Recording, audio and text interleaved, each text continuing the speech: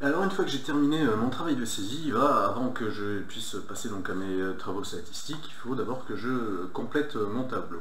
En l'occurrence ici j'ai une colonne qui est vide, c'est celle de l'âge, et c'est les jours d'hospitalisation. Alors ces colonnes sont vides puisque ici on va prendre une nouvelle formule qui s'appelle date diff, qui va nous permettre donc justement de pouvoir calculer alors soit le nombre de jours, le nombre de mois, ou alors le nombre d'années entre une date et une autre date.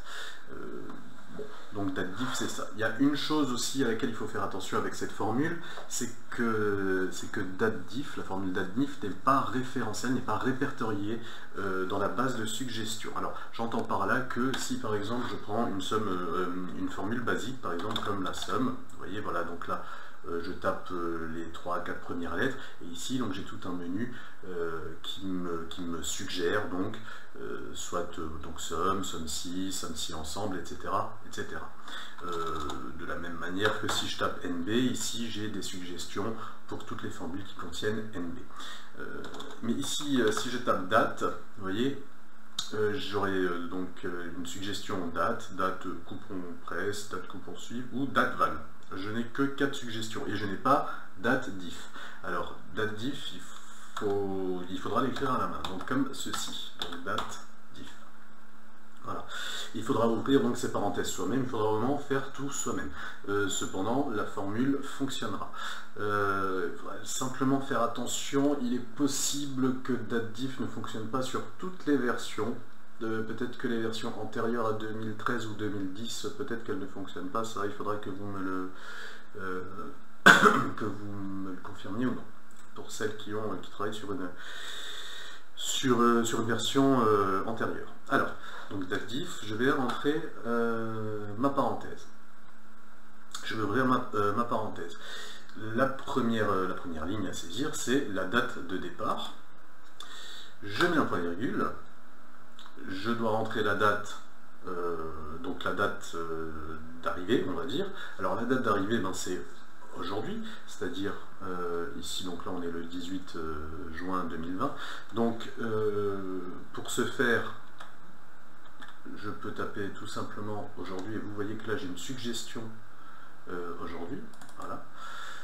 Donc ça renvoie à la date d'aujourd'hui. J'ai une parenthèse qui s'ouvre. Ici, il ne faut rien faire d'autre que refermer tout simplement la parenthèse, puisqu'on n'a rien à mettre là-dedans. On veut simplement donc la date d'aujourd'hui. Je retourne dans ma barre de formule, je mets un point virgule. Et voilà. Ici, donc, ça va être important, puisqu'il va me demander... enfin, il va falloir que j'indique quel retour je souhaite. C'est-à-dire que si je veux le nombre de jours entre la date de départ et la date d'arrivée, si je veux le nombre de mois, donc c'est-à-dire la différence exprimée en mois, ou alors exprimée en années. Ici en l'occurrence on est sur l'âge, donc moi je souhaiterais voir un résultat exprimé en années. Cependant, alors avant de commencer réellement, c'est-à-dire avant de faire correctement donc la formule, je vais quand même vous montrer donc comment est-ce qu'on exprime chaque type de retour. Alors pour les jours, voilà, il faudra les exprimer avec la première lettre en anglais, c'est-à-dire que pour jour ça sera D. Voilà, si je veux savoir combien de jours se sont écoulés entre la date de naissance du patient et la date d'aujourd'hui, il va falloir que je mette entre guillemets D.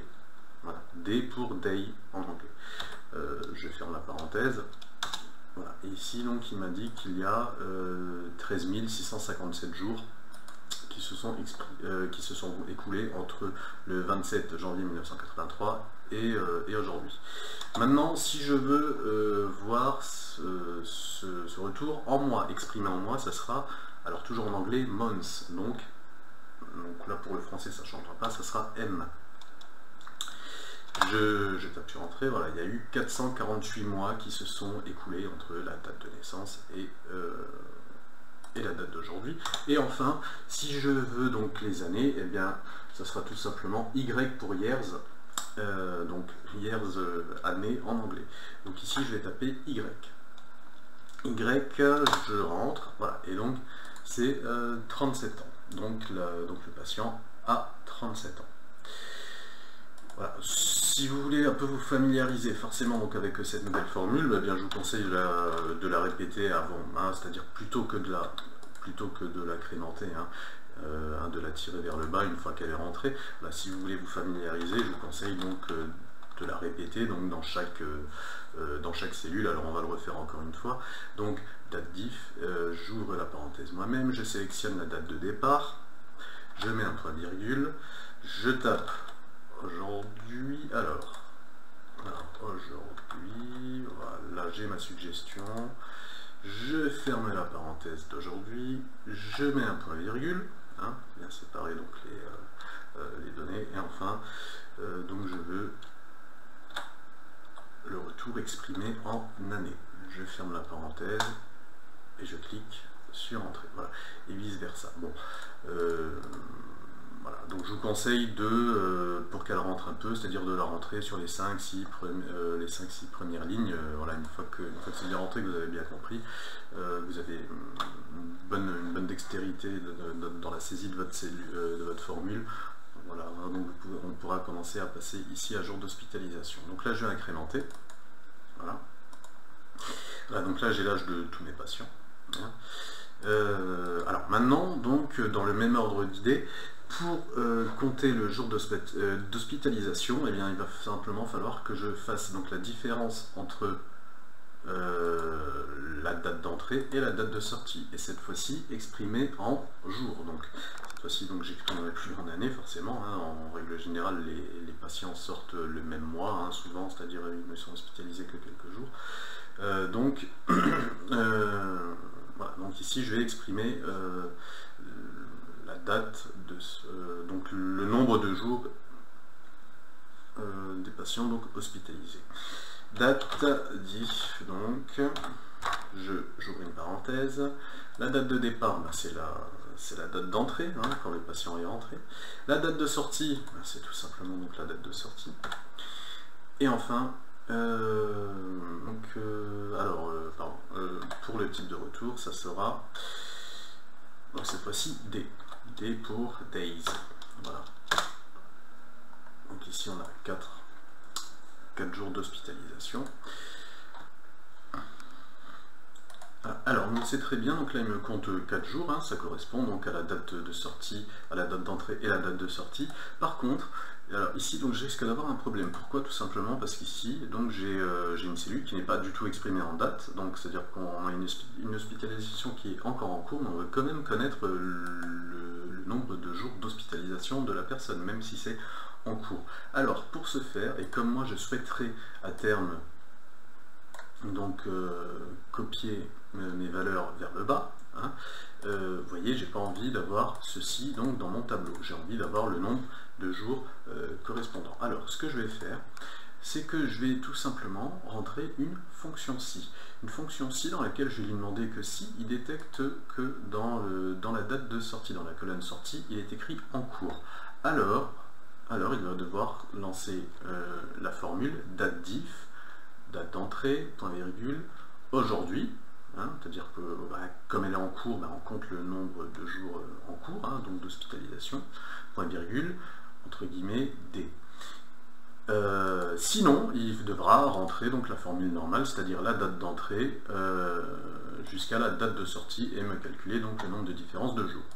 Alors, je vous conseille de rentrer donc la formule déjà donc dans un premier temps, date diff, c'est-à-dire celle-ci, la date d'entrée et la date de sortie, dans la cellule à côté. Pourquoi pas.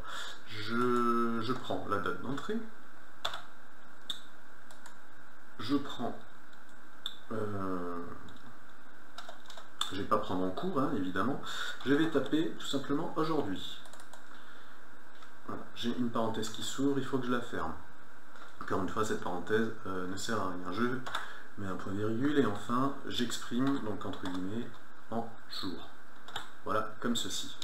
Je clique sur OK et donc Excel m'a dit qu'il y a pour l'instant donc la personne en est à son 43e jour donc d'hospitalisation. Alors je vais récupérer donc cette formule dans ma boîte de formules sans aller prendre le égal. Je la copie. Voilà, ici je vais taper alors sur échappe et je vais supprimer. Et je vais rentrer donc ma fonction si. Alors, est égal à si. J'ouvre ma boîte de dialogue pour m'aider. Et je vais lui demander donc ceci. Si I3, donc le contenu de la cellule I3 est égal à en cours, entre guillemets évidemment, hein, puisque c'est du texte. Et alors, donc si c'est en cours, je veux que tu lances la formule date diff H3 aujourd'hui, T. Voilà. Valeur s'il faut, eh bien tu devras lancer la formule normale, c'est-à-dire date diff H3, point virgule, I3, point virgule, exprimé en jour. Voilà. Je ferme la parenthèse et je vais cliquer sur OK. Cette fois-ci, donc là, lorsque je vais incrémenter, voilà, donc là j'aurai bien toutes mes données qui seront correctes, même quand ici il y aura écrit en cours. J'aurai donc, voilà, donc pour la personne, je vais regarder, hein, donc pour les personnes qui sont en cours, 43 jours d'hospitalisation, 28 jours d'hospitalisation depuis le 28 mai, 30 jours pour la personne qui est rentrée le 19 mai, etc., etc. Voilà, donc là mon tableau donc est complété.